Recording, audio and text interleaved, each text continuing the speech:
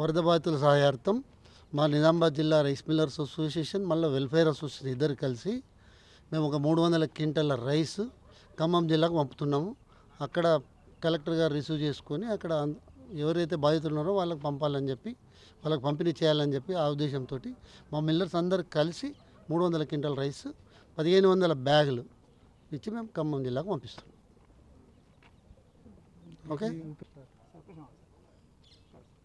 తెలంగాణలో కురిసిన వరదల తుఫాను వల్ల ఖమ్మం జిల్లాలో వచ్చిన వరదలకు అక్కడ లోతట్టు ప్రాంతాలన్నీ కూడా జలమయమై అక్కడ కొంతమంది ప్రజలకు నిత్యావసర వస్తువులు అయితేనేమి ఇతరత్ర వసతులు లేకుండా అనేక ఇబ్బందులు పడుతున్నారు. కాబట్టి మా జిల్లా కలెక్టర్ గారి ఆదేశానుసారము మా నిజామాబాద్ జిల్లా రైస్ మిల్లర్స్ అసోసియేషన్ మరియు నిజామాబాద్ జిల్లా రైస్ మిల్లర్స్ వెల్ఫేర్ అసోసియేషన్ ఆధ్వర్యంలో మనము 300 క్వింటాళ్ళు రైస్ను సేకరించి ఆ బాధితుల సహాయార్థము ఖమ్మం జిల్లాకు పంపించడం జరుగుతుంది. అదేవిధంగా మా స్టేట్ సిరాజ్ కూడా ఈ ట్రాన్స్పోర్టేషన్ కల్పించి వారికి అందించడానికి ఈరోజు మేము అక్కడికి వెహికల్ను పంపించడం జరిగింది. అక్కడ సహాయార్థం వారందరికీ ఈ రైస్ను పంపిణీ చేయడం జరుగుతుంది.